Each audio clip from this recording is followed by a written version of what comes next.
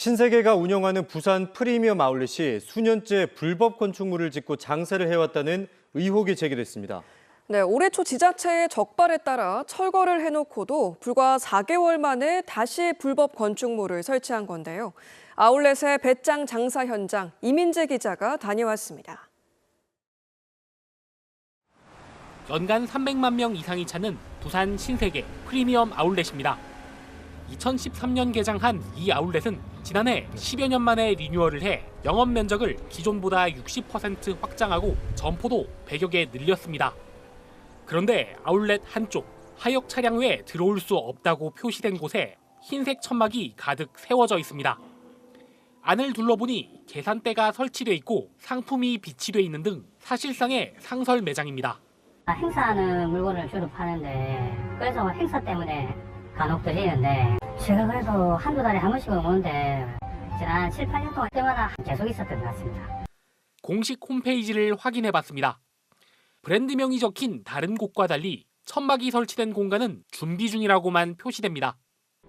제리로 보이는 이 천막들, 지난 1월 지자체로부터 불법 건축물 철거 명령을 받고 실제 철거도 했습니다. 불과 4달 만에 다시 설치되고 영업도 다시 시작한 겁니다. 게다가 이 천막은 소화전을 가로막고 있어 소방법 위반 소지도 있습니다.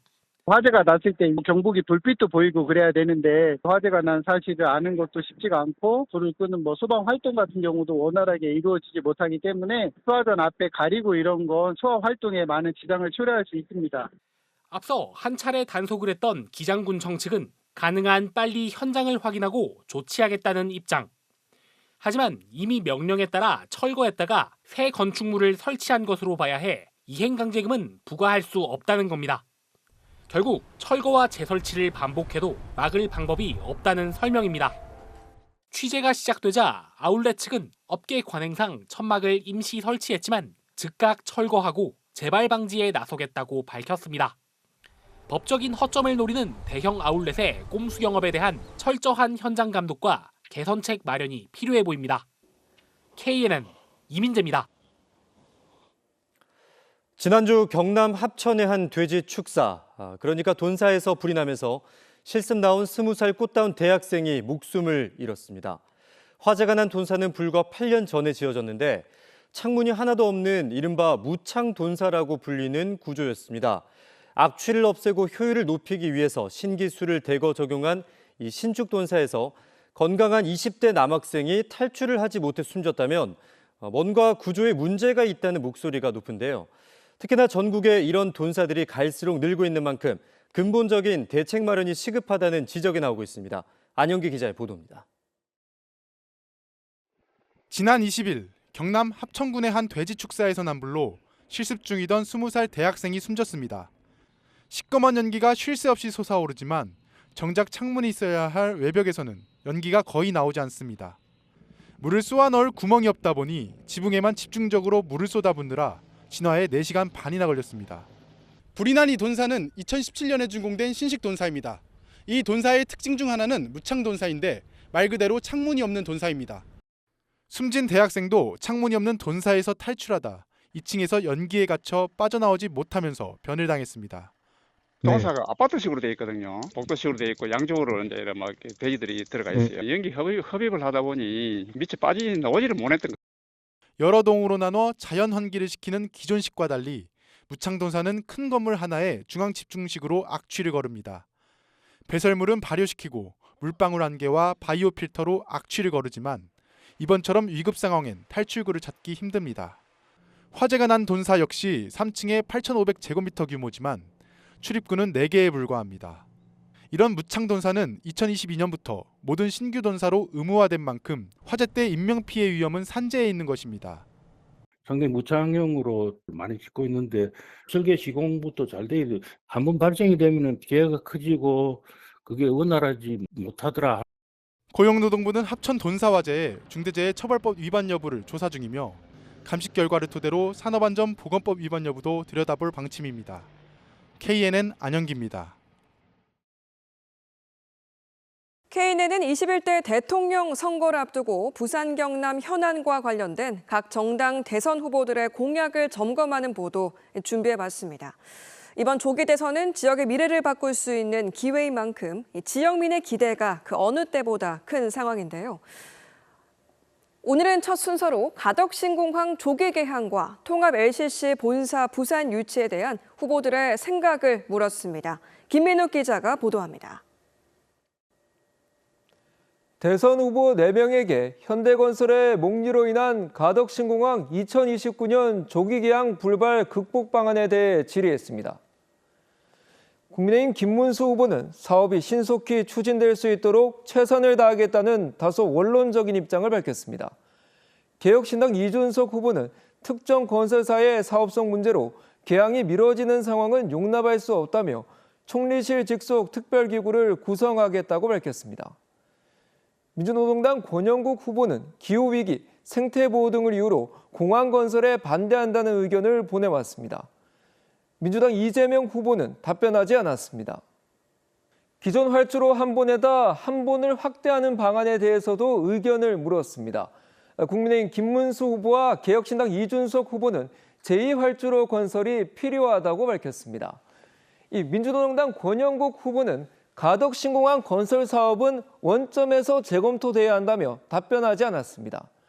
이재명 후보는 답변을 보내지 않은 가운데 별도로 부산 선대에 이어서는 활주로 2번 건설은 필요하지만 공사 기간이 늘어나는 부분을 우려한다는 입장을 보였습니다.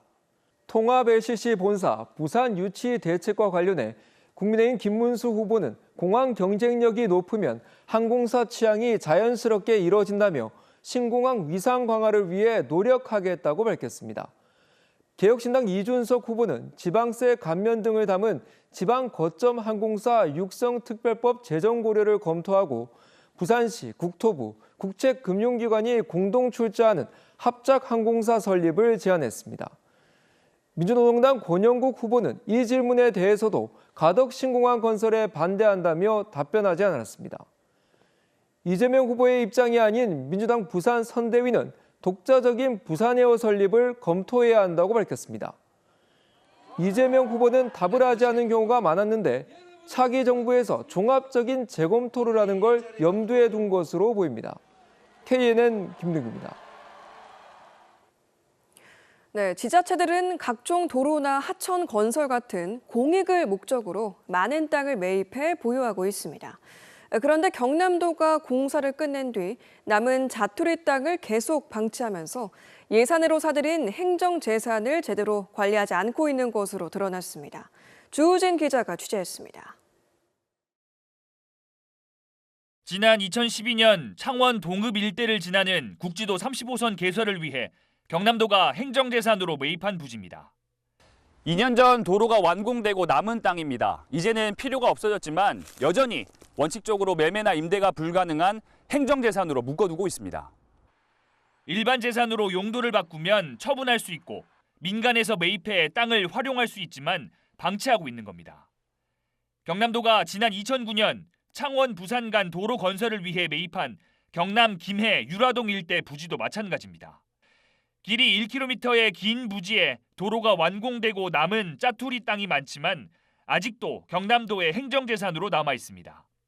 경남도가 보유한 공유재산 가운데 99%가 넘는 2억 6천만 제곱미터의 땅이 이런 행정재산으로 분류돼 있습니다. 을숙도 536개 규모입니다. 그런데 이 행정재산 가운데 공공목적을 달성하고 남은 땅이 얼마나 되는지는 파악조차 되지 않고 있습니다. 불필요한 땅을 일반 재산으로 돌려 처분하면 세수를 늘릴 수 있지만 마냥 놀리고 있는 겁니다. 행정재산을 일반 재산으로 발굴하고 그것을 처분해서 세입으로 확보하는 그 단계를 능동적으로 안 하는 거죠. 경남도는 사업 완료 뒤 1년 안에 행정재산으로 사용하지 않으면 일반 재산으로 의무적으로 용도를 변경하는 조례 제정을 검토하고 있다고 밝혔습니다. KNN 주우진입니다. 네, 지금 보시는 작품은 2년 전 베트남에서 만들어진 노란누에 구치 껍데기 속이란 영화입니다.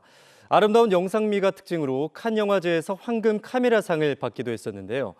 이 영화를 만든 레 쿠이난 감독은 부산과는 아주 특별한 인연이 있습니다. 바로 8년 전 부산영상위원회 아세안 영화 인재 육성 사업에 참가했다는 건데요. 지난 2012년 시작된 이 사업으로 배출된 아세안 영화인은 270명에 달합니다. 그리고 그 마지막 수업이 부산에서 열리고 있습니다. 조진욱 기자가 현장을 다녀왔습니다.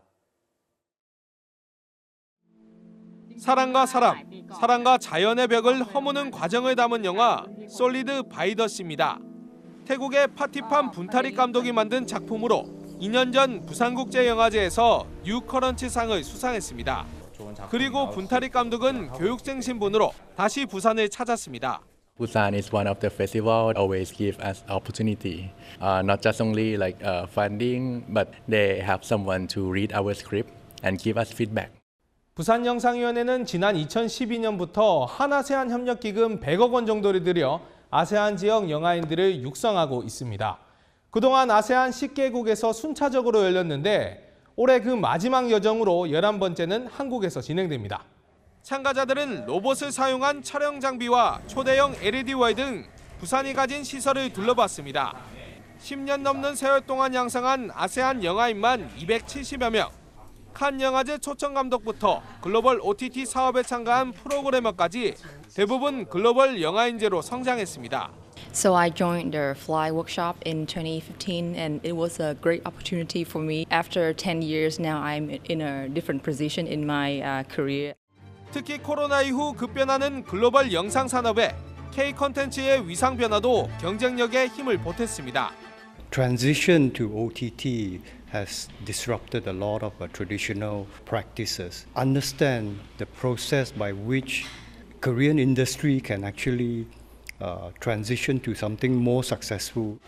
부산으로서는 이들의 글로벌 영화계 진출이 활발한 만큼 부산 영화 자산으로 묶겠다는 계획입니다.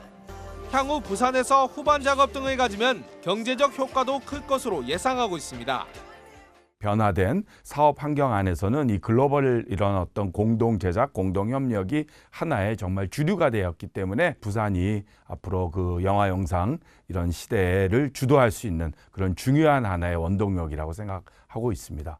부산영상위원회는 올해로 아세안 지원 10개년 사업을 마무리하고 내년도 추가 예산을 따내 글로벌 사업을 진행한다는 방침입니다. KNN 조진욱입니다. 부산 시내버스 노사가 임금 단체 협상에서 평행선을 달리고 있는 가운데 오늘 열린 조정회의가 결렬됐습니다. 부산 버스 노조는 95%의 찬성으로 총파업 찬성을 가결했으며 앞서 창원버스 노조도 총파업을 예정했습니다. 내일 열리는 조정회의가 최종 결렬된다면 오는 28일부터 총파업이 시작됩니다. 부산의 다문화 학생 위탁 교육기관인 아시아 공동체 학교가 정규 교육기관이 아니라는 이유로 안전시설물을 설치하지 못하고 있다는 KNN 보도와 관련해 부산시가 현장 점검을 진행하고 대책 마련에 나섰습니다. 부산시와 부산경찰청 등 관계기관은 아시아 공동체 학교에서 진행된 현장 점검에서 등하굣길 안전대책으로 불법 주정차 단속 강화와 미끄럼 방지시설 추가 설치 등을 대책으로 내놨습니다. 한편 학교 측이 요청한 어린이 보호구역 지정에 대해 부산시는 학생 수 부족 등을 이유로 지정은 어렵다는 입장을 밝혔습니다. 부산시가 5,664억 원 규모의 제2회 추가 경정 예산안을 편성했습니다. 부산시는 민생경제 활력 회복과 미래성장 동력 확보에 851억 원, 시민 편의 증진과 삶의 질 향상에 784억 원 등을 편성했습니다. 지난 3월 제1회 추경에 더불어 이번 제2회 추경까지 더해 부산시의 올해 전체 추경 예산안 규모는 기정 예산 17조 원보다 5.5% 늘어난 9,276억 원입니다. 앞서 지난해 부산시 추경 예산은 기정 예산보다 8% 증가한 1조 2천여억 원이었습니다. 김문수 국민의힘 대선 후보 배우자 설난영 여사가 부산과 경남을 찾아 표심을 공략했습니다. 설 여사는 창원시 마산 어시장을 찾아 국민의힘 윤한홍 의원과 함께 김 후보의 지지를 호소했으며 부산 범어사를 찾아 종교계 인사들을 만나 김 후보는 청렴하고 깨끗하고 유능하다며 한 표를 호소했습니다. 지난 1992년 선보인 동백아트센터가 부산 해운대 LCT 랜드마크 타워로 확장 이전하며 지그재그 아트센터로 새롭게 개관했습니다. 지그재그 아트센터는 프랑스 작가 파트릭 모야의 올림픽 푸스의 신들로 구성된 야외 조각 공원, 프랑스 니스파의 작품을 비롯한 10여 개 존으로 구성된 실내 전시관, 그리고 아트샵과 베이커리 카페 등 다양한 시설을 갖추고 있습니다.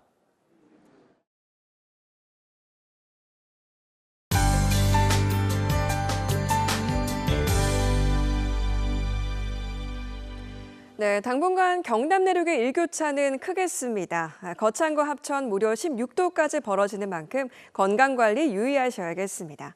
또 모레까지 소나기 내리겠는데요. 천둥과 번개, 우박까지도 가능성이 있겠습니다. 새벽부터 아침까지 내륙 안개도 많이 끼겠습니다.